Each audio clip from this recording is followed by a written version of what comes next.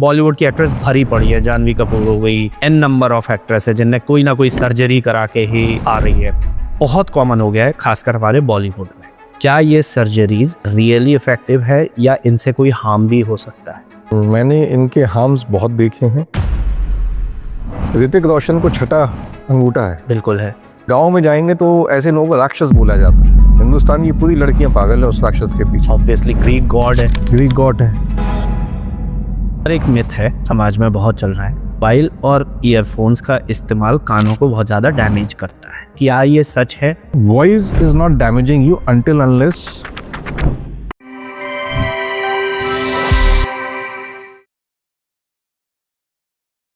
Hi hello, welcome to my podcast with Suno India. Health के इतना sectors फैले हुए हैं कि इतना वास्ट एरिया है कि इसको हम नॉर्मली किसी एक गेस्ट के साथ कवर नहीं कर सकते हैं। आज मेरे स्टूडियो में मेरे साथ पॉडकास्ट में मेरे स्पेशल गेस्ट हैं doctor Rahul Agarwal, ENT expert और 2009 में इंडिया के यंगेस्ट ईएनटी सर्जन। कई अचीवमेंट्स इनके नाम हैं, कई हमारी ऐसी प्रॉब्लम्स हैं जिसको ये रोज फेस करते हैं, कई ऐसी सिली मिस्टेक्स हम करते हैं जिसको रिपेयर करते करते एक डॉक्टर की जिंदगी बीत जाती है। वो ये समझा समझा के परेशान हो जाते हैं कि क्या नहीं करना चाहिए, क्या करना चाहिए और क्या नहीं करना चाहिए। इसी पर आज हमारा पॉडकास्ट चलेगा डॉक्टर राहुल अग्रवाल के साथ। सर, बहुत बहुत स्वागत है आपका सुनो इंडिया में। Thank you. आपका सर मैंने रिसर्च करी थी तो पूरा फैमिली बैकग्राउंड डॉक्टर बैकग्राउंड से ही है, मेडिकल फील्ड से ही है। सबसे पहले सवाल में मैं आपसे जानना चाहूंगा, क्योंकि आपके फादर इतने सीनियर डॉक्टर, आपकी मदर सबसे सीनियर डॉक्टर, प्लस ब्रदर, आपकी भाभी है, सब इतने डॉक्टर है। आपने ईएनटी को ही अपने करियर के लिए क्यों चुना था? ऐसा कुछ फिक्स नहीं था कि ईएनटी ही चुनना था। मेरे पास दो ऑप्शन थे। मेरा मन तो पीडियाट्रिक कार्डियोथोरेसिक सर्जरी करने का था। आपने बात बोली तो इतनी पुरानी बात याद आई अब, बट उसके लिए स्कोप इंडिया में बहुत लिमिटेड था उस समय। 2005 की बात बता रहा हूँ मैं आपको। ओके। तो इसीलिए फिर मेरा मन सेकंड ऑप्शन वाज ईएनटी, इसलिए चूज किया था। ओके। तो ईएनटी को आपने एज ए करियर जिस तरीके से चूज किया, जैसे आपने एक परसेप्शन बनाया होगा उस टाइम पे कि हाँ ईएनटी ही अब ठीक है। जैसे आज भी ऐसे ही होता है मेडिकल लाइन में, खासकर इंडिया में, कि स्टूडेंट होता है, स्टूडेंट ने एमबीबीएस क्लियर किया, फिर वो एक मास्टर फील्ड के लिए एमएस किया, और एक होती है चॉइस और एक होती है कि मिलना। तो क्या कभी आपके माइंड में ईएनटी चॉइस में ही था कि हाँ अगर मुझे पीडियाट्रिक्स नहीं मिला तो ईएनटी ही मेरा सेकंड अदर ऑप्शन होगा, या सर्जन, ऑप्थो, पल्मो, न्यूरो, इनमें से भी कुछ आपकी वो थी चॉइस? नहीं, मेरा चॉइस ही ये था। चॉइस ही ईएनटी था। And you are very lucky कि आपको जो चॉइस, क्योंकि मेरे भी कई ऐसे फ्रेंड्स हैं जिन्होंने मेडिकल लाइन में, जिन्होंने एमएस मेडिसिन करना चाहा, एमडी मेडिसिन, बट अब वो कहीं ऑप्टो में है, कहीं कहीं है, तो वो ये भी एक बहुत लक वाली बात होती है। तो सर, इस पॉडकास्ट में हम ईएनटी से रिलेटेड और कुछ मिथ बस्टर क्वेश्चंस जो हैं, जो हम नॉर्मली लोग कर रहे हैं आज के टाइम में और नहीं करना चाहिए, या जिसके लिए मिथ बनी हुई है कि ये नहीं करना चाहिए, उसको बस्ट करेंगे आपके साथ। पहला सवाल सर, बार बार सर्दी खांसी होती है, लोग बोलते हैं इम्यूनिटी वीक हो रही है, पर कई बार ये एलर्जी भी हो सकती है। तो क्या एलर्जी से इम्यूनिटी पर कोई फर्क पड़ता है? एलर्जी एक तरीके की हाइपर इम्यूनिटी है। It is not low immunity. Allergy is कि आप किसी चीज से हाइपर इम्यून हो, इसीलिए आप उससे ज्यादा रिएक्ट कर रहे हो। ओके। मोस्ट कॉमनली एलर्जी अपने संभाग में पोल्यूशन से है। तो जब तक हम और आप मिलके पोल्यूशन कम नहीं करेंगे, वो एलर्जी कम नहीं होगी।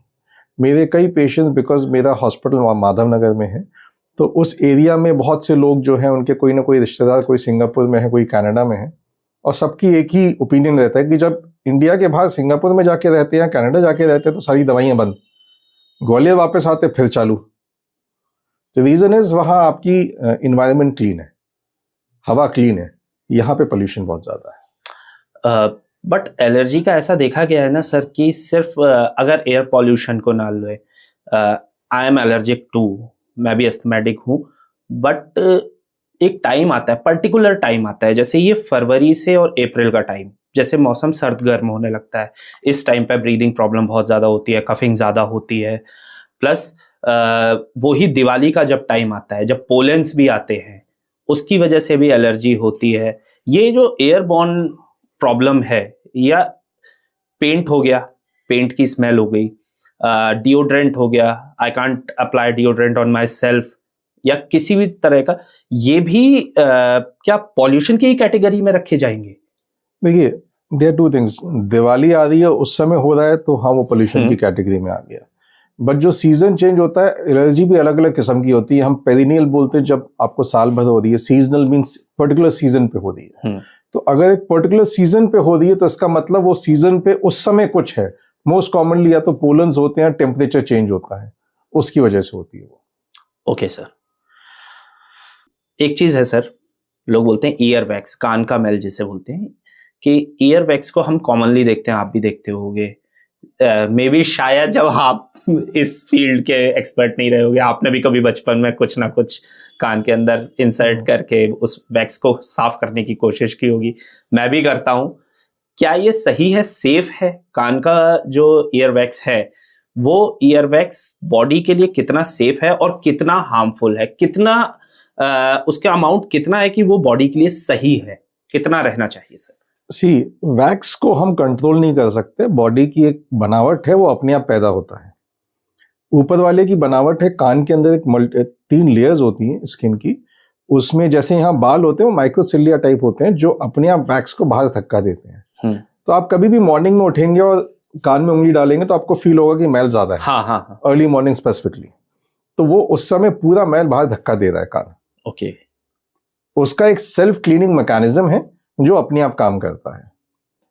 तो मेरे यहाँ जो भी पेशेंट आते हैं, मैं हमेशा ये बोलता हूँ कि ईयरबड से 2 जन का बहुत फायदा होता है, ईयरबड मैन्युफैक्चरिंग कंपनीज और डॉक्टर। ओके। सो आप सोचिए, ईयरबड्स 50 साल, 100 साल, 150 साल पहले बनी। बिल्कुल। इतने एनिमल्स हैं, सबके कान अपने आप साफ हो रहे हैं, वो ईयरबड यूज नहीं कर रहे हैं। उसके आदमी हजारों साल से ईयरबड यूज नहीं कर रहा है, because earbud are not suppose to be used in a routine manner. But yes, very few, less than 1% of population में ऐसा होता है कि उनके में ईयर वैक्स बहुत ज्यादा बनता है, बट वो बहुत रेयर होता है, 100 में से 1। वो एक जेनेटिक डिसऑर्डर हो सकता है। It is not a disorder, but हाँ माइनर अनॉमली है, उसमें आप कुछ कर नहीं सकते। आप ईयरबड यूज कर भी लेंगे तो भी कुछ नहीं कर पाएंगे। हर साल 2 साल में एक बार जाके आपके ENT सर्जन के पास जाके उसको क्लीन करवाना होगा। That's it. सर, पहले मैंने ये भी देखा था, एक हाइड्रोजन की बोतल आती थी लाल ढक्कन वाली, और लोग कान को साफ करने के लिए उसकी 2 बूंद डाल देते थे, और वो एसिडिक रिएक्शन करके वो कान के ईयर वैक्स को पूरा बाहर फुला के फेंकता था। क्या वो सही था sir? Best is not to interfere with nature. Okay. कान में जितना हमारे पास आज की डेट में जो पेशेंट्स आ रहे हैं, पुराने जमाने में घी तेल बड़ा बहुत डाला जाता था। अब शायद वो घी तेल की क्वालिटी उतनी अच्छी नहीं रही होगी, बिकॉज पहले, आज से 10-15 साल पहले हमें भी उतने नहीं मिलते थे, अब बहुत मिलने लगे। दर्द हुआ, आपने घी तेल डाल दिया, गया अंदर, 2 दिन पड़ा रहा तेल, उस पर फंगस इन्फेक्शन हो गया, वही पर्दे को खा गया और पर्दे में छेद हो गया। बहुत कॉमन है आज की डेट में। ओके। तो शायद वो घी तेल की क्वालिटी उतनी अच्छी नहीं रही, या whatever reason. Best is, God has created a human body which works on its own, do not interfere with it. Sir, एक मिथ है जो समाज में बहुत चल रहा है कि मोबाइल और ईयरफोन्स का इस्तेमाल कानों को बहुत ज़्यादा डैमेज करता है। इसको आप थोड़ा सा इलैबोरेट करके समझेंगे कि क्या ये सच है? या क्योंकि हमारा प्रोडक्शन कंपनी, हमारे एडिटर्स पूरे पूरे दिन हेडफोन लगा के रखते हैं, क्योंकि बार बार उन्हें बारीकियां सुननी भी होती हैं, या नॉट जस्ट अस, कोई फिल्म मेकर है, कोई एडिटर है, या किसी का बिजनेस ही काम ही है जो हेडफोन लगा के रखेंगे। क्या ये सच है कि वो हेडफोन खराब कर रहे हैं, या मोबाइल का ज़्यादा यूज़ आंखों को डैमेज कर रहा है या कान को डैमेज कर रहा है, उसके हियरिंग लॉस हो रहा है सर? देखिए, there are multiple things. One, voice is not damaging you until unless it is under a particular range.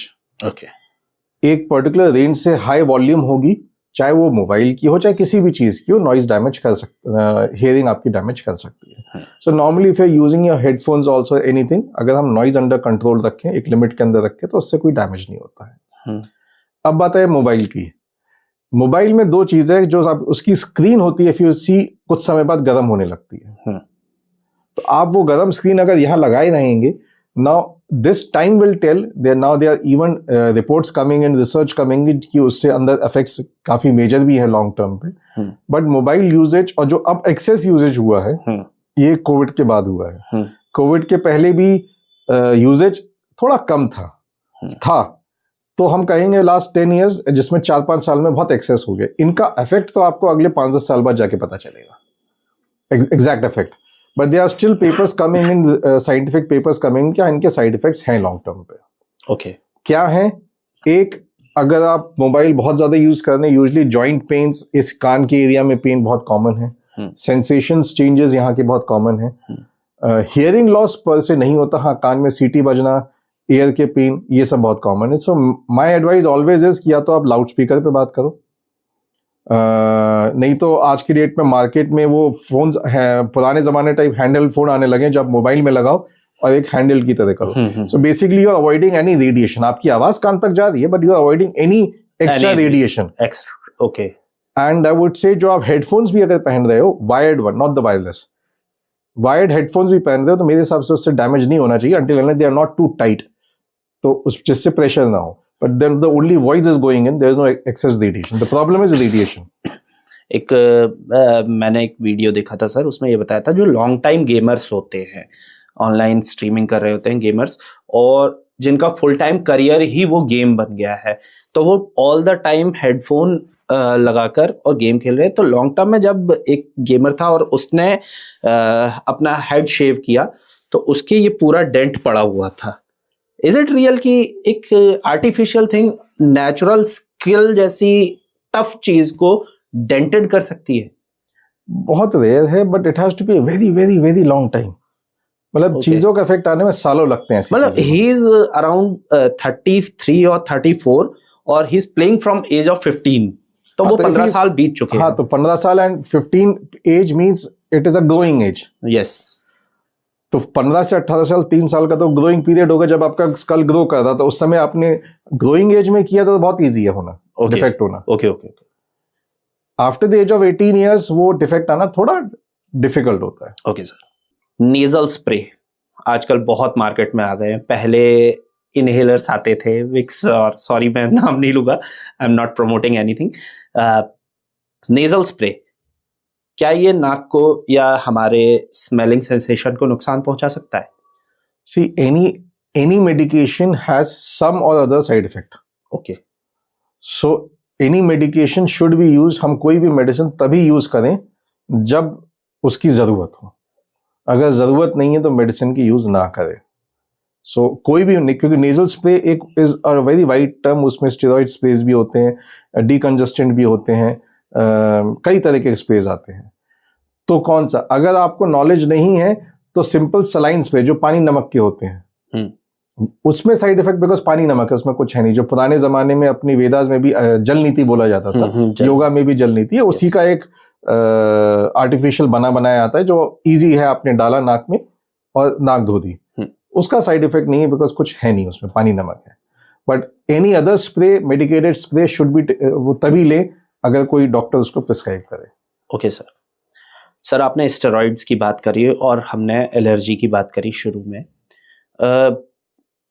Allergy में ऐसा सुना है कि मेन कंटेंट उसके इलाज के लिए स्टेरॉइड ही है, but long term use of steroid, like me, there are 2 capsules I will take, एक डुलिन और एक सेरोफ्लोन, और दोनों में स्टेरॉइड्स की कंटेंट है.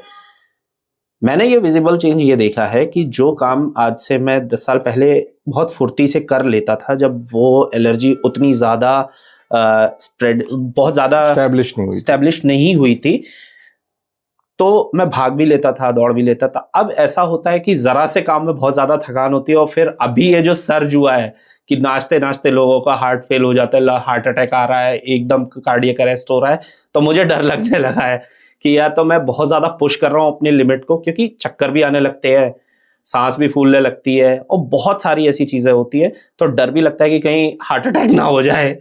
तो ये स्टेरॉइड्स के अलावा एलर्जी से बचने के लिए और क्या किया जा सकता है? देखिए, अगेन कौन सी कहाँ की एलर्जी उस पर डिपेंड करता है। नेजल एलर्जी, छाती की, स्किन की अलग अलग किस्म की होती हैं। यूजली नेजल एलर्जी में हम जो इंट्रानेजल स्टेरॉइड नाक की स्प्रेज देते हैं वो यूजली सेफ होती है, बिकॉज बॉडी में अब्जॉर्ब नहीं होती है। सिमिलरली चेस्ट में भी आपके जो पफ्स वगैरह आते हैं यूजली अब्जॉर्ब नहीं होते हैं, उनका अब्जॉर्प्शन बहुत मिनिमल है, तो लॉन्ग टर्म साइड इफेक्ट्स उसके बहुत मिनिमल होते हैं। बट हमें हर चीज में उसके साइड इफेक्ट और उसका गेन का एक बैलेंस करना पड़ता है कि अगर उसके लिए बिना आपको ज्यादा नुकसान है तो हाँ देना पड़ेगा। But on the other hand अगर हम अपना लाइफस्टाइल इंप्रूव करें जिसमें एक हेल्दी खाना और हेल्दी एक्सरसाइज, तो इन चीजों का यूजेज थोड़ा कम हो जाता है, तो आपकी बॉडी कैपेसिटी बढ़ती है। ओके, तो ये हेल्दी लाइफस्टाइल फ्रॉम योगा और meditation plus little bit cardio, तो इन सब से हम भले कितनी भी वो गंभीर एलर्जी क्यों ना हो, उसे कंट्रोल क्योर नहीं होगी, बट हाँ आपकी कैपेसिटी बढ़ जाएगी, कंट्रोल कर सकते, टॉलरेंस की कैपेसिटी बढ़ जाएगी, बॉडी की टॉलरेंस कैपेसिटी बढ़ जाती है। ओके, कुछ सिम्टम्स होते हैं सर बॉडी में, जैसे चक्कर आना, कानों में की आवाज होना, या हाइट पे जाकर कान एकदम से बंद हो जाना। क्या ये न्यूरोलॉजिकल डिसऑर्डर है या ये भी ईएनटी में ही कवर होता है? तो मैं तीनों चीज का बताऊंगा। कान में सीटी बजना एक सिम्टम है, एक लक्षण है जो बहुत सी वजहों से हो सकता है। ओके, तो ये मैं कहूंगा कान की सीटी बजना एक sort of semi medical emergency हो, जब हो तभी जाके डॉक्टर को दिखाएं, क्योंकि 24 to 48 आवर्स के अंदर उसका इलाज संभव है, उसके बाद उसका इलाज उतना अच्छा नहीं है। हाँ, हफ्ता 10 दिन में भी आ रहे हैं तो भी इलाज अच्छा संभव है, लेकिन हमें बेसिकली उसकी वजह पे पहले जाना पड़ता है कि वजह क्या है, उसके बाद हम उसके इलाज पे आए। Okay, and normally more than 90% cases में कोई भी घबराने वाली बात होती नहीं है उसमें। जो हम फ्लाइट्स में अगर हम बोलते हैं कान बंद होता है, एक कान के मध्य भाग का हिस्सा होता है जिसमें हवा भरी होती है, उसका आवागमन एक नली द्वारा होता है, वो नली नाक के पीछे जाके जुड़ती है, तो that is known as eustachian tube. तो पुराने जमाने में, अब बिकॉज ऑफ कॉस्ट कटिंग नहीं मिलता है, बट पुराने जमाने में फ्लाइट टेक ऑफ और लैंडिंग में हमेशा टॉफीज मिलती थी। ओके, तो बिकॉज आप जैसे ही आप च्यू कर रहे हैं या कुछ भी आप स्वॉलो कर रहे हैं तो वो यूस्टेरियन ट्यूब खुल बंद होती है। ओके, तो when you are taking off and when you are landing, तो उस समय जो एयर प्रेशर डिफरेंस है वो कान के मध्य भाग के हिस्से में बैलेंस हो जाएगा, बिकॉज आप जब टेक ऑफ कर रहे हैं तो बाहर का प्रेशर कम है, बिल्कुल, अंदर आपके अंदर जो पहले से हवा भरी हुई है कान के अंदर उसका प्रेशर ज्यादा है। सेम वाइल लैंडिंग प्रेशर कम हो गया, बाहर का बढ़ने लगा, तो you need to chew basically. Okay, तो जिनको उस नली की खराबी होती है तब ये ऐसा होता है। यूजली इस पे बोलते हैं खांसी जुकाम हो तो फ्लाइट ना लें या मेडिकेशन लेके ही फ्लाइट लें, नहीं तो वो पेन काफी सीवियर हो सकता है। Okay, okay. थर्डली आई चक्कर की बात, तो हम बेसिकली समझे कि चक्कर से पहले कि बैलेंस कैसे होता है बॉडी का। हम लोग सोचते हैं जैसे अपन खड़े हैं दो पैरों पे, तो बैलेंस कहां से आ रहा है, तो बैलेंस के 3-4 इनपुट होते हैं जो ब्रेन पे पहुंचते हैं। एक, सपोज मैं यहां खड़ा हूं तो मैं यहां देख के बता सकता हूं कि ये सामने है, यहां दरवाजा है, ये दीवार है, तो this is my visual senses, okay, कि मैं देख के कर रहा हूं। लेकिन अभी भी मैं खड़े होके मैं बता सकता हूं कि मेरा हाथ सीधे है, अब राइट में है, अब लेफ्ट में है। इसको हम बोलते हैं प्रोप्रियोसेप्शन, जो जॉइंट्स में होता है। ओके, जो जॉइंट मूवमेंट हो रहा है, आपको फील हो रहा है, आपका ब्रेन सेंस कर रहा है कि मेरा जॉइंट कैसे क्या मूव कर रहा है। ओके, अब अगर हम ये जॉइंट काट दें और आंख बंद कर दें, फिर भी आपका ब्रेन बता सकता है कि आप कहाँ पे हो। वो कैसे? वो ग्रेविटी से होता है।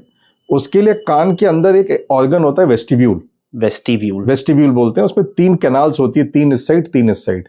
जैसे अपन फिजिक्स में XYZ बोलते हैं, तो 3 एंगल्स में 3 कैनाल इस साइड 3 कैनाल इस साइड, और उसका जो लिक्विड है वो ग्रेविटी के अकॉर्डिंग चलता है। तो हम टेस्ट जो पेशेंट भी हमारे पास आते हैं हम वो टेस्ट यही करते हैं कि आपने अगर आंख बंद करके आप पैर चलाएंगे 1 मिनट तक तो आपका प्रोप्रियोसेप्शन खत्म हो जाता है बॉडी का। आप आंख बंद करके मार्च पास करें एक जगह फॉर 1 मिनट 60 सेकेंड्स तो आपको ये सेंसेशन राइट लेफ्ट का खत्म हो जाएगा। ये बॉडी का फंक्शन है। देन आपकी बॉडी जो भी मेंटेन कर रही है पोजीशन सिर्फ और सिर्फ वेस्टिब्यूल से कर रही है। तो इसको हम अंटरबर का टेस्ट बोलते हैं, जो हम पेशेंट अगर आता है तो उसमें करते हैं, तो उससे हमें वेस्टिब्यूल चेक होता है। तो बेसिकली लोग जो सोचते हैं चक्कर आया मतलब क्या, तो अगर किसी के पैर में दिक्कत है, फ्रैक्चर है, आपको मालूम है फ्रैक्चर, तो आपको हड्डी के डॉक्टर को दिखाना है। अगर चक्कर आ रहा है और साथ में कोई फालिज हो गई है, हाथ पैर की फालिज हो गई, इसका मतलब ब्रेन कनेक्टेड है। ओके। मेरा वही कंसर्न था कि चक्कर आना तो सिर्फ दिमाग का या सिर का इशू होता है, और ये इतना हिस्सा मतलब न्यूरो, ये न्यूरोलॉजिकल एक्सपर्ट जो है ये वो ही संभाल सकता है। वही मैं आपको क्लियर कर रहा हूं कि चक्कर के साथ अगर कोई और भी लक्षण है, आपके हाथ पैर की फालिज हो गई, कोई और दिक्कत हो गई है, तो हाँ न्यूरो। ओके। लेकिन अगर चक्कर के साथ कोई और सिम्टम नहीं आ रहा है, या सुनाई देने में कमी है, सीटी बज रही है, ऐसा कुछ आ रहा है, जी मिचला रहा है, उल्टी हो रहा है, तो वो ईएनटी का विषय हो गया। ये 3 अलग कंटेंट है उसके कि हमें तीनों को देखना होता है। ओके। ये आपने जो कवर किया कि चक्कर आना और वेस्टिब्यूल इसका कुछ अदर रीजंस होते हैं ईएनटी के, जैसे कोई स्विमर है और उसका कान में पानी चला गया, कान से उसने जो भी हुआ निकल जाता है अपने आप, क्योंकि जैसा आपने बोला नेचर का है, इसके अंदर जब तक शरीर अलाउ नहीं करेगा कि उसके अंदर कुछ जाना चाहिए तब तक नहीं जाता। वैक्स इतना होता है कि पानी निकल जाता है। बट एक केस जब मैं इसका R&D कर रहा था तब मैंने देखा था कि कान में पानी गया और वो पानी से कुछ ऐसा हियरिंग लॉस हुआ या ऐसा डैमेज हुआ कि वो ईयर ड्रम जो होता है, जैसा आपने बताया फंगस हुआ, सड़ गया और अंदर ही अंदर इन्फेक्शन इतना सीवियर हो गया कि वो ब्रेन तक गया। तो पानी जैसी छोटी चीज, मतलब पानी की एक छोटी सी बूंद क्या इतना डैमेज कर सकती है, या ये कोई और अदर सिम्टम रहा होगा उसकी बॉडी में पुराना जिसकी वजह से ये प्रॉब्लम पैदा हुई होगी? देखिए, क्योंकि वो प्रोफेशनल स्विमर है तो मोस्ट प्रोबेबली उसके कान के पर्दे में पहले से छेद नहीं होगा। अगर कान के पर्दे में छेद हो फिर पानी अंदर जाए तो इन्फेक्शन किसी से भी कोई भी हो जाएगा, कोई भी पानी चले जाए तो हो जाएगा। तो मेरा प्रिजम्पशन है शायद पहले से छेद ना हो। पहले से छेद नहीं हो, पानी जाए और गंदा पानी हो, और आपने बेसिकली हम ये बोलते हैं आप स्विमिंग के पास बस जंप करके क्लीन कर लो बाहर, अंदर से करने की जरूरत नहीं, बट यूं जंप करके करें पानी बाहर आ जाता है। ओके। बट हाँ, अगर इन्फेक्टेड पानी हुआ तो उसकी वजह से कान के अंदर इन्फेक्शन हो सकता है। अगर हुआ आप इमीडिएट दिखा ले तो कुछ होता नहीं है। हाँ, आगे दिक्कतें हो सकती हैं, पर्दे में छेद हो सकता है, पर ब्रेन तक जाना तो बहुत ही रेयर है कि हाँ किस्मत खराब है तो चलेगी, बट अदरवाइज बहुत रेयर। वो तो फिर one of the rarest case में ऐसा कुछ हो जाता है, वैसे नहीं। सर, इंडियन सोसाइटी में हम लोग इंडियन सोसाइटी से ही बिलोंग करते हैं, और हमने ये घर में देखा है कि जब नॉर्मली खांसी हो जाती है या कुछ भी ऐसा सिर दर्द होता है, कुछ भी होता है, तो सबसे पहले देसी रेमेडीज पे भरोसा किया जाता है कि ये लो अदरक खा लो, ये लो लौंग दांत के नीचे दबा लो, और ये कर लो वो कर लो। ये कितने इफेक्टिव हैं? Being an expert, being an doctor, आप बताइए कि ये कितने इफेक्टिव होते हैं सडन रिलीफ के लिए? देखिए, नेचर में एक बहुत अच्छी चीज है कि बैलेंस है। हर चीज की कमी भी नुकसानदेह है और हर चीज का एक्सेस भी नुकसानदेह है।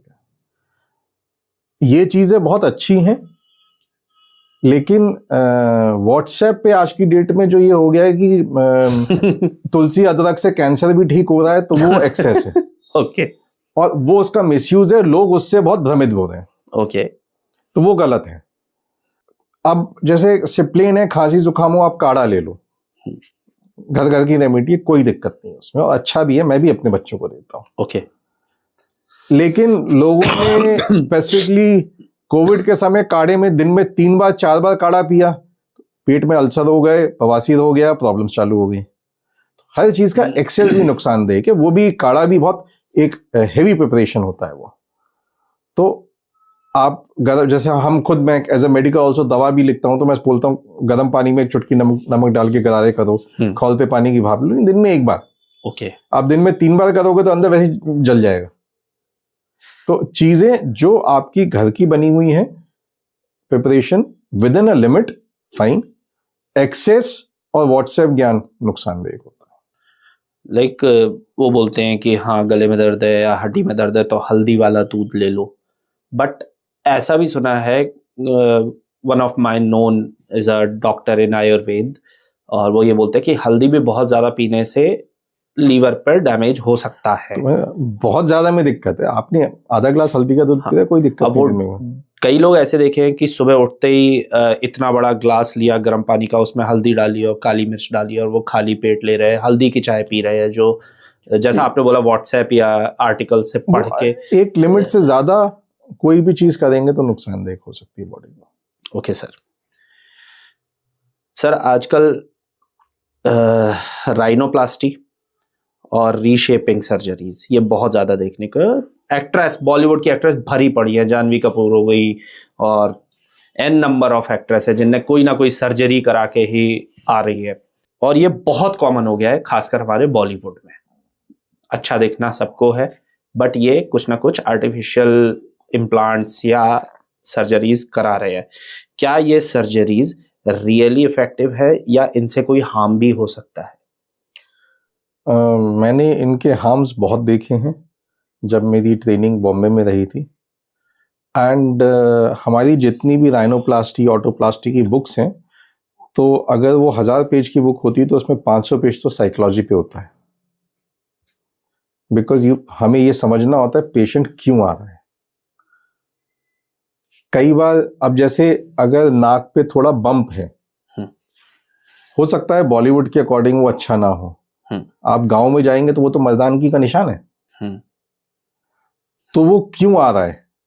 कई बार टीनेजर्स आ रहे हैं क्योंकि पेरेंट्स बताते हैं तो 24 घंटे खड़े होकर शीशे में देखते रहता है। ऐसे इंसान को आप कुछ भी कर लोगे वो सेटिस्फाई नहीं हो सकता। हाँ, लेकिन जो आपने बॉलीवुड नाम लिया, वहां एक प्रोफेशनल रिक्वायरमेंट है, तो वो रीजन अलग हो गया। ठीक है, you have a clear reason जिस वजह से आप करा रहे हो, ठीक। बट हमें अगर 10 पेशेंट मेरे पास आते हैं, 10 में से 8 को तो मुझे रियलाइज होता है कि इसको रीजन की जरूरत नहीं है, और उसका मैं दूसरी तरीके से मैं जो पेशेंट्स के सामने रखता हूँ, दो एग्जाम्पल रखता हूँ। ऋतिक रोशन को छठा अंगूठा है, बिल्कुल है। गांव में जाएंगे तो ऐसे लोगों को राक्षस बोला जाता है। हिंदुस्तान की पूरी लड़कियां पागल है उस राक्षस के पीछे। ऑब्वियसली ग्रीक गॉड है। ग्रीक गॉड है, तो क्या हो गया उस छठे अंगूठे से? फायदा ही हुआ अगर वो बॉलीवुड में आया तो। आप अपने देश के आईएएस की लाइन लगा ले, देखें उसमें कितने अच्छे दिखने वाले हैं। Maximum are coming from south India. South India, Bihar side. जरूरी नहीं है वो अच्छे दिखने वाले हो, ग्रीक गॉड्स हो, बिल्कुल, लेकिन उनके लिए भी लड़कियों की लाइन है। ऑब्वियसली। तो आपकी कुब्बत अगर है तो आप कैसे भी दिखते हो, सब चलता है। तो रीजन क्या है पीछे? दिखने में हाँ खराब है तो yes, I go ahead can advice. अगर कोई प्रोफेशनल रिक्वायरमेंट है, यस, बट ये एक्चुअली प्रोफेशनल रिक्वायरमेंट ग्वालियर जैसे एरिया में बहुत ही रेयर होती है। एक्चुअली दिखने वाले बहुत कम होते हैं। तो आउट ऑफ, अगर मेरे पास 10 ऐसे पेशेंट आ रहे हैं, 10 में से 9 को मुझे यही समझाना पड़ता है कि भैया तुम्हें सर्जरी की जरूरत नहीं है, बिकॉज मुझे मालूम है कि सर्जरी करने के बाद भी शायद ये पेशेंट सेटिस्फाई नहीं होगा, क्योंकि वो साइकोलॉजी वैसी बनी हुई है। साइकोलॉजी उसकी ऐसी बनी हुई है। कल को उससे बेटर किसी नेचुरल इंसान का मे बी उसने नेजल एरिया देख लिया, उससे बेटर सर्जरी कराने के बाद नहीं, उसके तो नॉर्मली क्या होता है, उससे बेटर नहीं, वो अपने आप को ही शीशे में देखते रहते हैं। अगर आज भी मैं खड़े होकर अपने आप को शीशे में देखते रहूं 10 बार, तो मुझे कुछ ना कुछ तो डिप्रेशन अपने में दिख ही जाएगा, जब मेरी सोच वैसी। हाँ, तो जो आदमी यही करेगा वो बाद में भी यही करेगा, उसको डिफेक्ट तो दिखेगा ही दिखेगा, आप कुछ कर लो। सर एक बहुत कॉमन प्रॉब्लम है बहुत लोग फेस कर रहे हैं, मैंने भी बहुत लोगों को देखा है ट्रैवल करते हुए, और मेनली मैं ट्रेन से ट्रैवल करता हूं, बट उसके कारण मैं सो नहीं पाता, वो है थी स्नोरिंग। बहुत मतलब भयानक आवाजें हैं स्नोरिंग में। तो ये है तो एक बहुत कॉमन प्रॉब्लम, लेकिन क्या इससे रियली कोई हेल्थ इफेक्ट हो सकता है सर? देखिए आज की डेट में हम इसको दो में डिवाइड करते हैं, स्नोरिंग एंड स्लीप एपनिया। उसके एक लेवल मान लें, प्लेन सिंपल स्नोरिंग हुई या एक स्नोरिंग ऐसा जिसका हेल्थ इफेक्ट हो, उसको हम स्लीप एपनिया बोलते हैं। लेमैन में मैं समझाऊं तो अगर जो प्लेन स्नोरिंग है 90% केसेस में वो एक नॉर्मल वॉल्यूम पे, जब स्नोरिंग चालू हुई नॉर्मल वॉल्यूम पे चलती रहेगी पूरी रात और बंद हो जाएगी, that is plain snoring. Sleep apnea में स्नोरिंग की जो वॉल्यूम होती है कम ज्यादा होगी, हाँ, जिसमें वो बीच में ऐसा लगेगा उसने तेज सांस ली और फिर स्नोरिंग बंद हो गई, फिर धीमे धीमे बढ़ी। तो इस तरह से एक साइकिल चलती है स्नोरिंग के वॉल्यूम की, up and down. Okay. Basically क्या हो रहा है कि अगर अपन जो अपना सांस की नली है नाक से लेके, इसको एक पाइप समझे, अगर आपने पाइप में हवा डाली, प्लास्टिक पाइप में फूल जाएगा, खींची तो पिचक जाएगा। सांस ले रहे हैं जब हम सो रहे हैं तो सांस हम छाती से खींच रहे हैं अंदर, जैसे ही हम खींचते हैं तो विंड पाइप पे आपका पिचक रहा है। एंड जब डिफेक्ट हो रहा है उसमें, या तो वो लैक्स हो गया है, लूज हो गया है, तो जब वाइब्रेट कर रहा है तो उसकी वजह से स्नोरिंग आ रही है। ये प्लेन स्नोरिंग होगी। ये जैसे हम लोग या कभी बहुत ज्यादा थक जाते हैं, प्लेन स्नोरिंग, तो ये प्लेन स्नोरिंग वो कॉमन चीज है, वो कोई हेल्थ रिलेटेड नहीं, वो हेल्थ रिलेटेड नहीं होती। ओके। सेकंड होती है कि इसी में अगर सीवियरिटी बढ़ गई तो क्या होगा, स्नोरिंग वो कहीं ना कहीं ऑक्सीजन जो बॉडी में हवा जा रही है उसको ऑब्स्ट्रक्ट कर रही है। ओके। सो बॉडी में ऑक्सीजन की कमी होती है। बॉडी में ऑक्सीजन की कमी होगी तो एक लिमिट से ज्यादा जब कमी होगी तो ब्रेन अपने आप, जो हम डीप स्लीप और लाइट स्लीप बोलते हैं, डीप स्लीप की जगह वो लाइट स्लीप में आ जाएगा एंड फिर आपको सांस ले पाएगा। तो आपकी जो नींद पैटर्न है वो डिस्टर्ब, जो आप डीप स्लीप में 6 घंटा सोना चाहिए वो आप सो नहीं पाओगे। ओके। तो ऐसे पेशेंट्स में यूजुअली मॉर्निंग में उठेंगे तो headache, heaviness, day time sleepiness, irritability, दोपहर तक कहीं पे भी टीवी देखते हुए जल्दी सोना, गाड़ी चलाते हुए सोना, आप पढ़ाई करते समय जल्दी सोना, ये चीजें ऐड ऑन होती है। फिर इसके साइकोलॉजिकल एंड कार्डियक इफेक्ट्स भी मेजर होते हैं। ओके। तो इसको कोई भी अगर स्नोरिंग का पेशेंट है तो फर्स्ट एंड फॉरमोस्ट हम एक sleep apnea test, sleep test बोलते हैं, पॉलीसोमनोग्राफी। जब आपको रात भर मॉनिटर्स लगा के सुला देते हैं तो उसमें फिर रात में आपका ऑक्सीजन लेवल कितना डाउन है वो चेक होता है। ओके। तो अगर आपके में वो ऑक्सीजन लेवल डाउन नहीं हो रहा है तो means it is simple snoring, कोई दिक्कत नहीं है। अगर अनटिल अनलेस कोई और सोशल इशू नहीं है, क्योंकि हमारे पास सिंपल स्नोरिंग के भी पेशेंट आते हैं कि हाँ हस्बैंड वाइफ साथ में सो नहीं पा रहे हैं, उसके चक्कर में वो कहीं पेशेंट सोशली घर के बाहर नहीं निकल पा रहा, उसकी स्नोरिंग इतनी तेज है, होती है वो, बहुत शर्मिंदगी महसूस होती है सर। तो वो भी एक रीजन होता है उनका ट्रीटमेंट का। बट अदरवाइज अगर सिंपल स्नोरिंग है और कोई सोशल रीजन नहीं है तो we can live with it. लेकिन अगर वही चीज स्लीप एपनिया में आ रहा है, that requires a very urgent treatment, because उसके बहुत लॉन्ग टर्म और सीरियस हेल्थ इफेक्ट्स होते हैं। जैसा आपने बोला कि स्नोरिंग का हम जो टेस्ट करते हैं, उसमें स्लीप टेस्ट करते हैं, उसमें एक ऑक्सीजन लेवल को टेस्ट किया जाता है, मॉनिटर किया जाता है। कोविड में हमने देखा सबने मशीन लगा के अपना ऑक्सीजन लेवल टेस्ट करते थे कि वो 99 है तो बहुत बेटर है। इसमें स्लीप एपनिया के टेस्ट में ऑक्सीजन लेवल कितना नीचे तक जा सकता है मिनिमम, तब आप ये बोल सकते हो कि हाँ ये स्लीप एपनिया का सीवियर मरीज है? नहीं, इसमें क्या होता है कि इसमें एक बार का टेस्ट नहीं हो रहा है। जब आप सो रहे कंटिन्यूस ग्राफ चल रहा है, कंटिन्यूस इसका भी, और जो आपकी चेस्ट मूवमेंट है उसका भी, आपके ब्रीदिंग पैटर्न का भी, 4-5 चीजों का जो बेसिक टेस्ट होता है उसमें 4-5 चीजों का कंटिन्यूस ग्राफ आता है। ओके। तो उसमें उसका एक इंडेक्स निकालते हैं हम, apnea hypopnea index, apnea hypopnea index, AHI index बोलते हैं टेक्निकली, कि ऑक्सीजन कितनी कम गई और कितनी बार कम गई। ओके। ये भी एवरेज निकलता है, पूरा एवरेज उसका रात भर की स्लीप के पूरी ECG की जैसे ग्राफ आता है वैसे पूरा उसका ग्राफ आता है पूरी रात भर का। ओके। उसके अकॉर्डिंग वो निकाला जाता है। तो AHI 5 तक भी अगर पहुंच रहा है तो माइल्ड में बोलते हैं, उसके ऊपर आप बढ़ते हैं तो सीवियरिटी बढ़ रही है। ओके सर, हमने ना लास्ट पॉडकास्ट किया था डॉक्टर शिल्पा केजर के साथ, एंड वो एक स्कूल को रन करती हैं। She is a doctor in communication, but वो एक स्कूल रन कर रही है लिटिल वंडर्स से, जिसमें जो बच्चों की स्पीच थेरेपी हो रही है, जो बच्चे सुन नहीं सकते, डेफ हैं, और कुछ कुछ साइकोलॉजिकल प्रॉब्लम और मे बी बाय बर्थ जो प्रॉब्लम है उनको प्रॉब्लम। मैंने वहाँ विजिट किया और देखा कि वहाँ डॉक्टर्स बहुत मेहनत कर रहे हैं उन बच्चों पे, स्पीच थेरेपी पे, बट क्योंकि आप ईएनटी डॉक्टर हैं, आप उसके एक्सपर्ट रहे हैं, ये पॉसिबल हो पाता है कि जो जन्मजात गूंगा बहरा है, मैं लेमैन लैंग्वेज की भाषा में बात कर रहा हूं, कि जो जन्मजात गूंगा बहरा है वो दोबारा कभी बोल सकता है जीवन में, या सुनने की हिम्मत रखता है? देखिए, जन्मजात गूंगे बहरे का एक इलाज होता है जिसको हम कॉक्लियर इम्प्लांट ऑपरेशन बोलते हैं, जो ग्वालियर में हमने 2009 में चालू किया था। अब 350-400 के ऊपर हम ऑपरेशन कर चुके हैं। And you are the youngest doctor of the country जिन्होंने कॉक्लियर इम्प्लांट का पहला ऑपरेशन किया था इन 2009। ओके। एंड बेसिकली क्या होता है, अगर हम डेवलप कंट्री की बात करें तो बच्चा जैसे ही पैदा होता है, उसका पैदा होते ही before discharge from the hospital एक टेस्ट होता है ऑटोकॉस्टिक एमिशन का। एक सिंपल टेस्ट होता है जो मतलब हमारे यहाँ पे भी आज की डेट में सिर्फ 300-400 रुपए का कॉस्ट करता है। उससे एक स्क्रीनिंग हो जाती है कि इस बच्चे को कोई हियरिंग लॉस है कि नहीं है पैदा होते ही। ओके। 6 महीने पे कंफर्म किया जाता है उसको फिर से, क्योंकि मेरा एक्सपीरियंस ये है, पैदा होते ही अगर 100 में से 10 बच्चों को ऐसा निकल रहा है, लेकिन ऐसे ही अगर अपन 100 बच्चे जिनको डिफेक्ट है कलेक्ट करें तो उन 100 में से 6 महीने में सिर्फ माँ की दूध से सब इंप्रूव हो जाते हैं 99%, एक में डिफेक्ट होता है। बट बेसिकली क्या होता है कि अब हमें 1000 बच्चों को फॉलोअप नहीं करना है, हमें सिर्फ इन 100 को फॉलोअप करना है 6 महीने तक।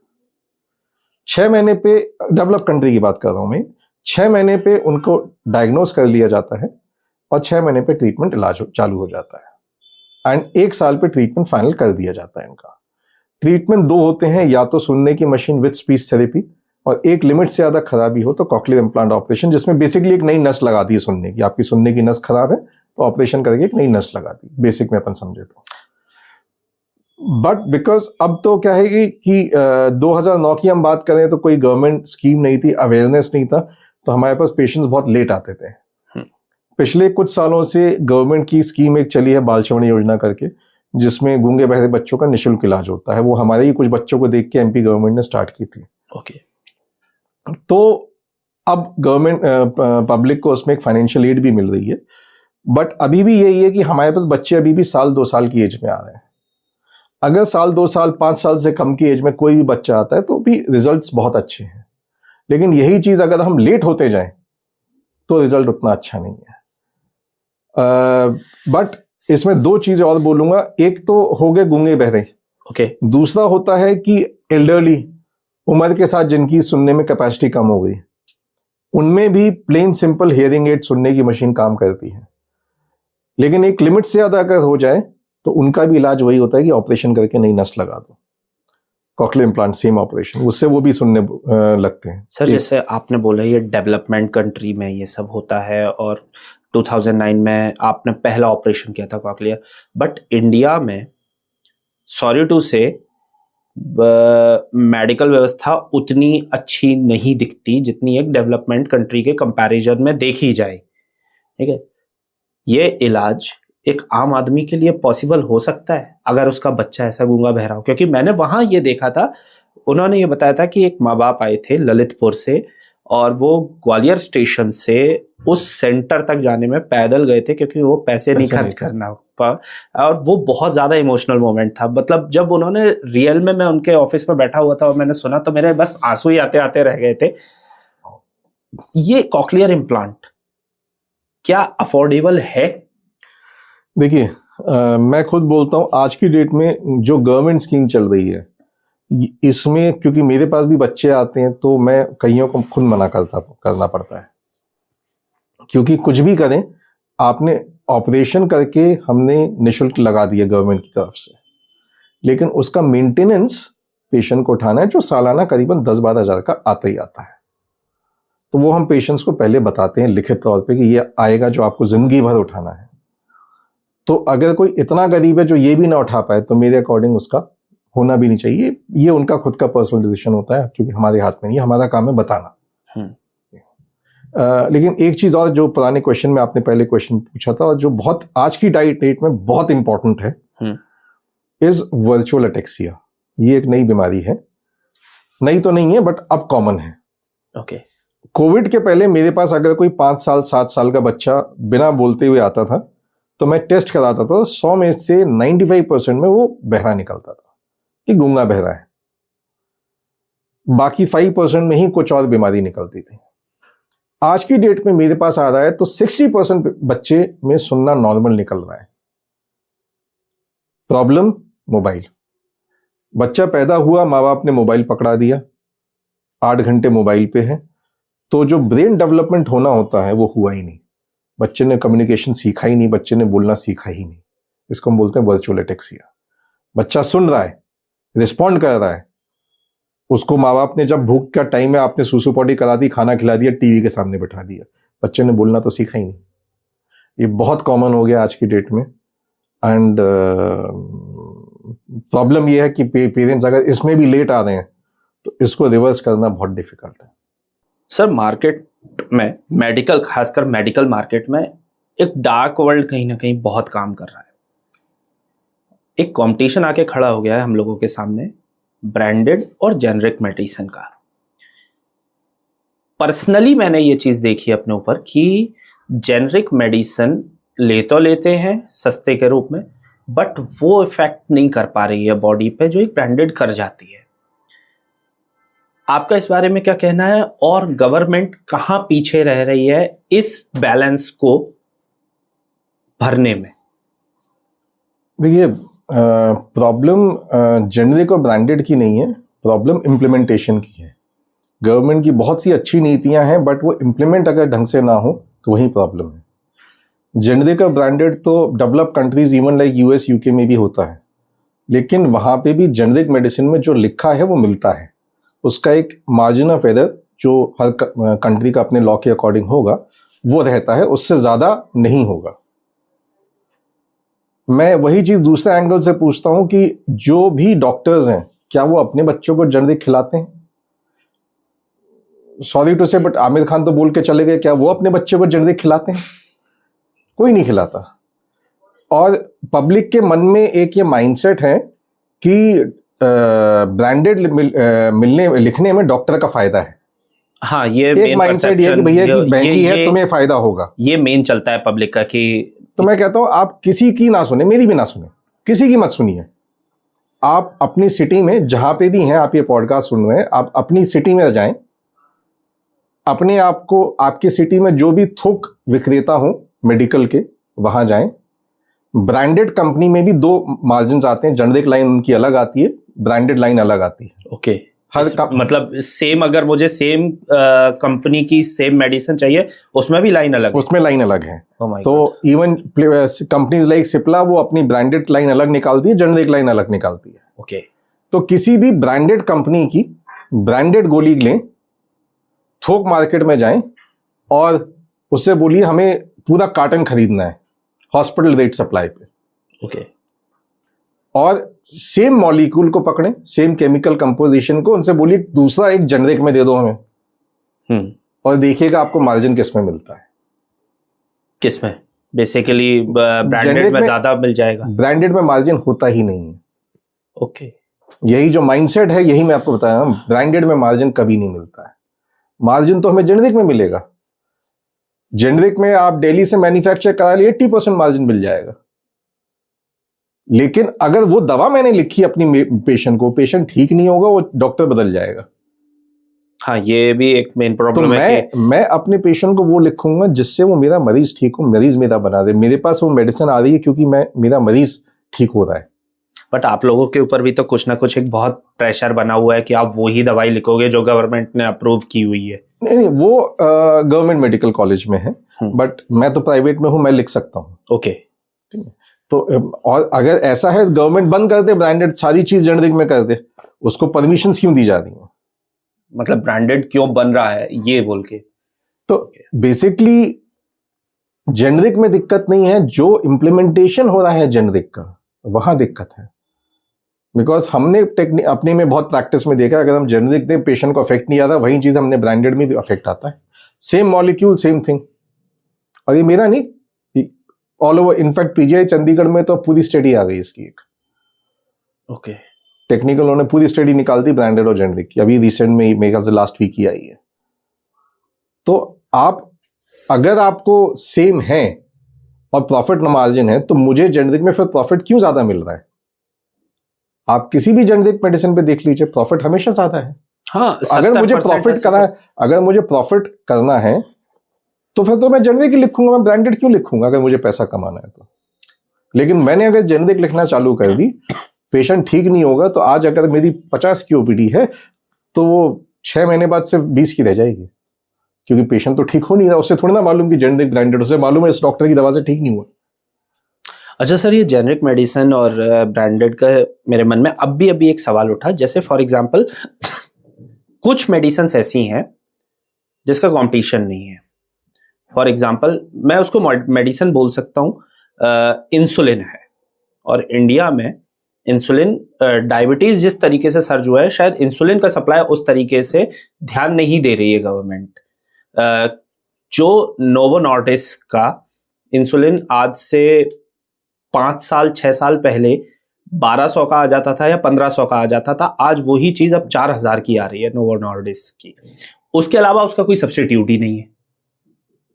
ठीक, अगर वो चीज जेनेरिक में ढूंढने जाओ तो मिल नहीं रही है, क्योंकि वो असर ही नहीं हो रही है।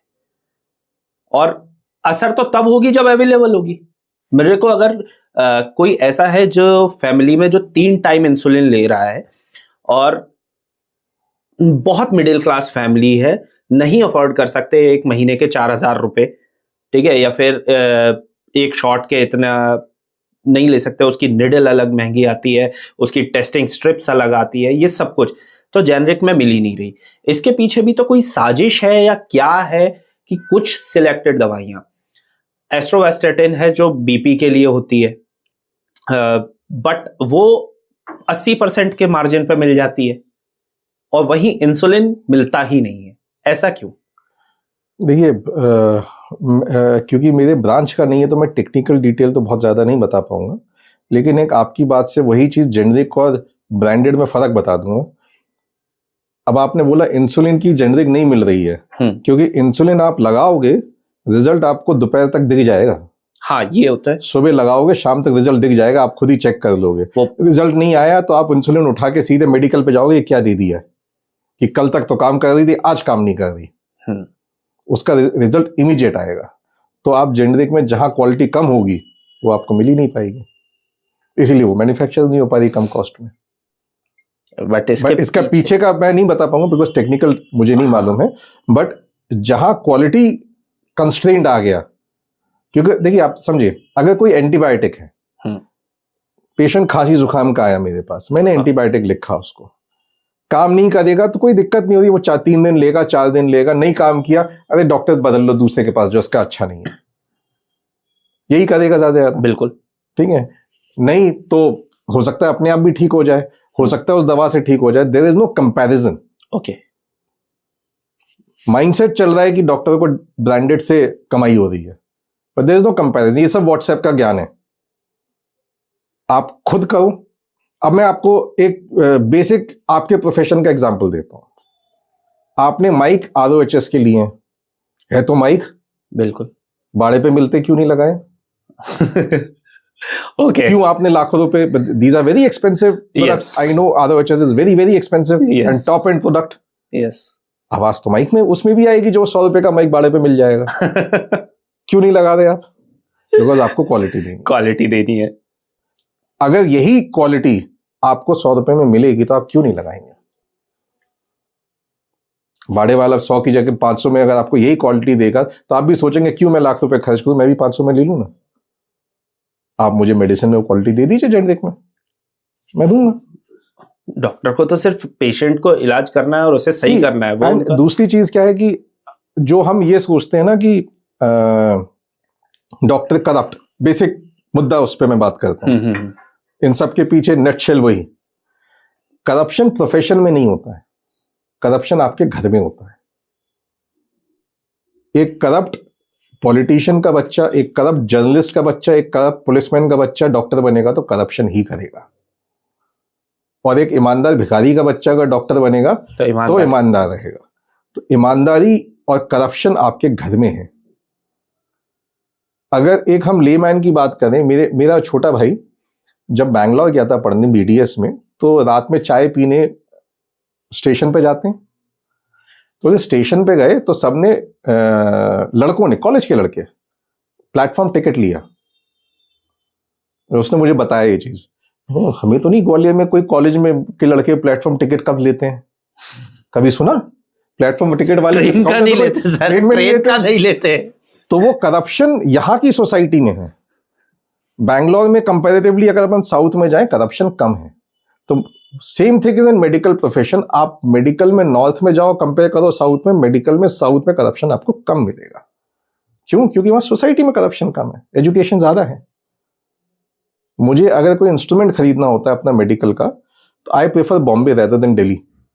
मेरा पर्सनल एक्सपीरियंस है। दिल्ली में भरोसा नहीं, डिब्बा क्या हो अंदर क्या हो।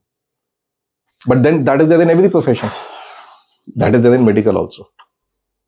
ठग्स का मार्केट चलता है, ऐसा बोला जाता है कि ठग्स का मार्केट है नॉर्थ। तो वो उस ठग का बच्चा जब डॉक्टर बनेगा तो ठग ही बनेगा। ठग ही बनेगा। मेडिकल इज नॉट कोई शुद्धिकरण का कोर्स नहीं है। हाँ, ये बात तो। शुद्धिकरण आपके घर पे होती है। आपने कैसी फैमिली वैल्यूज दी हुई है, वो आपके पेरेंट्स से होती है।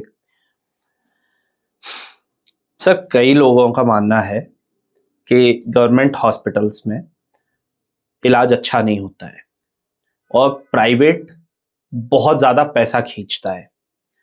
आप ऑडियंस को, मेरी पब्लिक को बस एक उस डाउट को क्लियर करने के लिए, क्योंकि हॉस्पिटल, सॉरी टू से, हॉस्पिटल कोई जाना नहीं चाहता सर।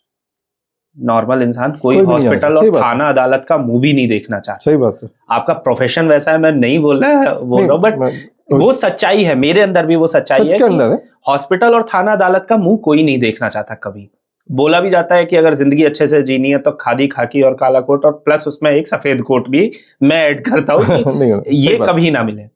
बट शरीर है, कुछ भी हो जाता है, जाना पड़ता है। पहला सवाल इंसान के दिमाग में ये आता है कि गवर्नमेंट हॉस्पिटल चले या फिर प्राइवेट चले। प्राइवेट गए तो लूट लेंगे और गवर्नमेंट गए तो बचेगा ही नहीं पेशेंट। ये होता है। क्या करना चाहिए पब्लिक को? आप प्लीज एक एज ए मैसेज। देखिए, एक बेसिक चीज है, गवर्नमेंट में क्या है कि पेशेंट लोड बहुत है, डॉक्टर वही है, तो उसके पास लोड ज्यादा है, तो उसके पास इतना समय नहीं है कि वो आपको डिटेल में समझाए चीजें। ऐसा नहीं, गवर्नमेंट के भी डॉक्टर्स कई हैं जो बहुत अच्छा काम करते हैं। जहां तक ये बात है इलाज अच्छा नहीं, वो मैं कहूंगा चाहे गवर्नमेंट का हो, चाहे वो वही डॉक्टर प्राइवेट में बैठा हो, अगर वो इंसान करप्ट है तो वो गवर्नमेंट में भी करप्शन करेगा, वो प्राइवेट में भी करप्शन करेगा। Corruption level will remain the same. But private का करप्शन पकड़ा जा सकता है, ऐसा बोलते कि प्राइवेट में तो हर चीज का हिसाब होता है। Corruption in the sense treatment से मतलब, ट्रीटमेंट, ओके। जहां तक फाइनेंस की बात है, ऑब्वियसली गवर्नमेंट में सब कुछ सब्सिडाइज्ड है, फ्री है, तो वो ट्रीटमेंट फ्री है। प्राइवेट में जाते हैं तो हॉस्पिटल्स दो किस्म के, या तो छोटे कपल ओन्ड नर्सिंग होम्स हैं या फिर कॉर्पोरेट सेटअप्स हैं। हॉस्पिटल में क्या है, जितना वो बड़ा होते जाता है उसके एक्सपेंसेस बहुत ज्यादा बढ़ते जाते हैं। तो आप देखेंगे वही कॉर्पोरेट हॉस्पिटल में खर्चा बहुत ज्यादा होता है। अभी रिसेंट में अडानी का भी एक आया है, तो उसमें पर बेड का एक्सपेंसेस देखिए करोड़ों में गया है। एग्जैक्टली। तो जब वो करोड़ों में एक्सपेंस पर बेड पे रखेगा तो वो निकालेगा तो पेशेंट से ही। तो इसीलिए जितना बड़ा कॉर्पोरेट सेटअप, इसीलिए हम लोग कई जो all over India doctors government को बार बार बोल रहे हैं कि ऐसे नियम ना बनाए जिससे छोटे नर्सिंग होम्स बंद हो जाएं। क्योंकि अभी एक आपके पास ऑप्शन है फ्री सरकारी और एक ऑप्शन है कॉर्पोरेट, लेकिन जो ये छोटे नर्सिंग होम्स हैं, couple owned nursing home, doctor owned nursing home, वो एक बीच का है जिसमें एक लोअर मिडिल क्लास फैमिली आज की डेट में जा सकता है। अगर वही कॉर्पोरेट के नियम सब उस पर लगने लगे तो अल्टीमेटली उनको भी उसी तरफ पे चलना पड़ेगा और एक्सपेंसेस बढ़ेंगे। जैसा आपने सर कॉर्पोरेट और इनकी बात कही, मेरा अगला क्वेश्चन उसी से ही रिलेटेड था। इंडिया में अब हम ये देख रहे हैं कि गली गली में बहुत से फेक डॉक्टर्स, खासकर कोविड के बाद जब यूक्रेन की समस्या हुई, क्योंकि इंडिया का पूरा स्टूडेंट पहुंच जाता था चाइना, रशिया और यूक्रेन पढ़ने, क्योंकि मेडिकल स्टडीज वहां सस्ती थी। वो लोग आए, गली गली में मल्टी स्पेशलिटी हॉस्पिटल खुल गए और फेक डॉक्टर्स की भरमार आ गई और तमाम ये मेडिकल स्कैम्स सामने आने लगे। पेशेंट ऐसे मेडिकल स्कैम से खुद को कैसे बचाए? क्योंकि मजबूरी का फायदा हर कोई उठाता है, इंडिया की बहुत पुरानी फितरत रही है ये। यहाँ धंधा ही मजबूरी का बनाया जाता है। कैसे पेशेंट खुद को बचा ले इन सब से? सी, पहली चीज है, आप जिस डॉक्टर हमेशा डॉक्टर के नाम पे जाएं, चाहे वो डॉक्टर भिंड में बैठा हो, चाहे मुरैना में बैठा हो, चाहे ग्वालियर में बैठा हो। एक दूसरा, एडवर्टाइजमेंट देख के ना जाएं कि वो कितना ग्लैमरस है। हाँ, एडवर्टाइजमेंट्स हर जगह जो इतने एडवर्टाइजमेंट्स होते हैं, एडवर्टाइजमेंट जरूरी नहीं है सही हो। और तीसरा, जिस डॉक्टर के पास जा रहे हैं उस डॉक्टर से मिले। ऐसा नहीं वो सफेद कोट पहना हुआ डॉक्टर ही ना हो। हाँ, मेरा वो ही पर्पस था कि वो तो यूजुअली क्या हो रहा है कि जो शहर का पढ़ा लिखा आदमी है वो तो पता, उसे गायनिक में अगर कहीं काम करना है गायनिक में, तो वो पता करेगा गायनिक में टॉप मोस्ट गायनिकोलॉजिस्ट कौन है, भैया डॉक्टर वीना, डॉक्टर सोनाली, नाम लेके फिर उसी के हॉस्पिटल जाएगा। ईएनटी में है तो उसे पता करेगा। हम कुछ भी खरीदना होता है मेजर, हम पहले अपने फ्रेंड से पता करते हैं क्या, हम एडवर्टाइजमेंट देख के कभी नहीं जाते हैं। जो पढ़ा लिखा आदमी है वो हमेशा रेफरेंस से जाता है। प्रॉब्लम आती है इसमें गरीबों की, जो गरीब पेरिफेरी से उठ के आ रहे हैं। हाँ, अब वो पेरिफेरी से उठ के आ रहे हैं, उन्होंने एडवर्टाइजमेंट देख लिया किसी का कुछ, चलो वहां चलो, चलो वहां चलो। उसमें और चीजें फाइनेंस भी होती हैं जो शायद मैं माइक पे ना बोल पाऊं, बट उसमें वो गरीब आदमी ही फंसता है। तो वो जब तक ये अवेयरनेस गरीब तक ना पहुंचे कि हाँ, तुम जिस डॉक्टर के पास जा रहे हो, जिस डॉक्टर के नाम से जा रहे हो, वो डिग्री वाला डॉक्टर है कि नहीं, वो देख लो और उसी डिग्री वाले डॉक्टर के वहां पहुंचो। एक लास्ट क्वेश्चन है जो मेरे दिमाग में हमेशा से घुसा हुआ है कि किसी ना किसी से मैं ये पूछूंगा, भले कभी एम्स जाना पड़े या कोई एम्स का डीन आ जाए या WHO का डीन आ जाए, वो पूछूंगा, इंडिया में खासकर हेल्थ केयर सिस्टम में करप्शन इतना ज्यादा दिखता है, इतना ज्यादा दिखता है। मेनली करप्शन अगर दिखता है, हम फिल्मों में भी देखे, न्यूज में भी देखे, PWD, पुलिस, हेल्थ और एजुकेशन, ये 4 सेक्टर ऐसे हैं जिसमें भरपूर करप्शन देखा जा सकता है। इस करप्शन को कम करके डॉक्टर और पेशेंट के बीच में एक ट्रांसपेरेंसी स्टैब्लिश की जा सकती है, ठीक है? अगर हाँ, तो वो कौन से प्रैक्टिकल एस्पेक्ट्स हैं जिससे करप्शन कम हो सकता है? देखिए, पहली चीज तो आपके क्वेश्चन के फर्स्ट पार्ट को मैं पूरा करना चाहूंगा कि आपने बोला एडमिनिस्ट्रेशन, डॉक्टर, जो भी एजुकेशन और पुलिस, एक दो सेक्शन शायद और जुड़ जाएंगे, लेकिन वो करप्शन इसलिए कर रहे हैं कि उनके वो ऐसे प्रोफेशन में है कि वो करप्शन कर सकते हैं, और बाकी ईमानदार नहीं है। बाकी इसलिए करप्शन नहीं कर रहे हैं क्योंकि उनके पास ऑप्शन नहीं है करप्शन करने का। ये चीज कोविड ने सिखा दी। चाहे वो स्पिरिट बेचने वाला हो, चाहे ग्लव बेचने वाला हो, चाहे वो सिरिंज बेचने वाला हो, जिसका जितना बूता था उसने उतना करप्शन किया है। आपने नाम में हेल्थ का दिखा दी, लेकिन स्पिरिट बेचने वाला एक बिजनेसमैन था, सिरिंज बेचने वाला एक बिजनेसमैन था, जो 2 रुपए की चीज उसने 500 रुपए में बेची, डॉक्टर को बेची, डॉक्टर ने 500 की 1000 की बेची। रेमडेसिविर ने तो हंगामा ही खड़ा कर दिया। वो डॉक्टर ने नहीं बेची है रेमडेसिविर, बिजनेसमैन ने बेची। ओके। तो जिसका जितना बिजनेस था, जिसका जितना बूता था, जिसकी जितनी औकात थी, उसने उतना करप्शन किया। तो आज की डेट में जो अगर हम ये बात करें कि ये 5 प्रोफेशन करप्ट क्यों, क्योंकि तुम में औकात थी कि तुम उस प्रोफेशन का पार्ट बन गए। तुम घर बैठे हो, तुम में औकात नहीं है करप्शन करने की, इसलिए घर पे तुम ईमानदार हो। फर्क इतना है। ओके। सेकंड पॉइंट वहीं आता है कि करप्शन आपने मेडिकल में जाके नहीं सीखा है।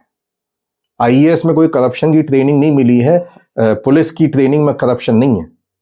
करप्शन आपके घर पे है, घर से शुरू हुआ, घर से शुरू हुआ है। रोकने का तरीका तो जब तक घर से ही करना पड़ेगा, घर से या गवर्नमेंट का डंडा। दुबई में आप करप्शन करके देख लें, काट दिए जाते हैं। तो यहां कोई डर नहीं है कि सब ओपन है। हाँ, तो जब तक वो गवर्नमेंट का स्ट्रिक्ट डंडा नहीं होगा करप्शन पे, उसका कोई सोल्यूशन नहीं होगा। इसको नहीं हटाया जा सकता जब तक कोई ऐसा स्ट्रिक्ट एक्शन या कोई एक ऐसी स्ट्रिक्ट फोर्स कंप्लाई ना कर दी जाए जो इंसान का सांस लेना भी दूभर कर दे।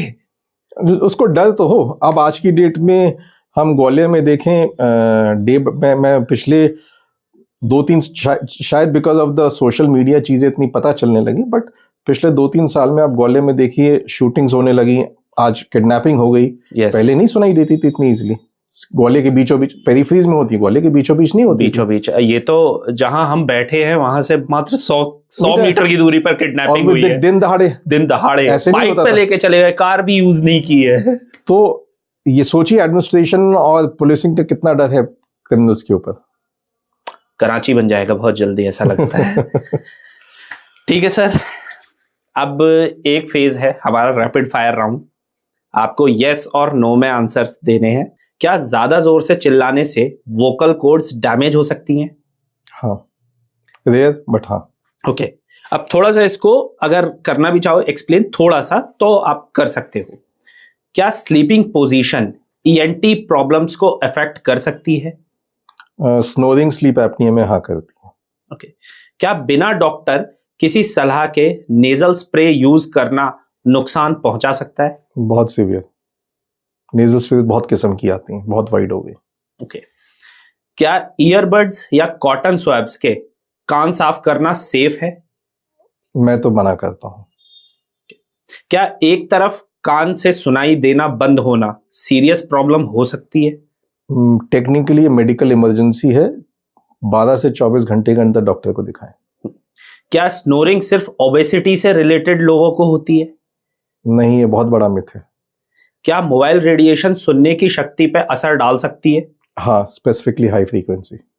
क्या ज्यादा स्पाइसी फूड खाने से एसिडिटी की वजह से गला खराब हो सकता है? बहुत कॉमन है।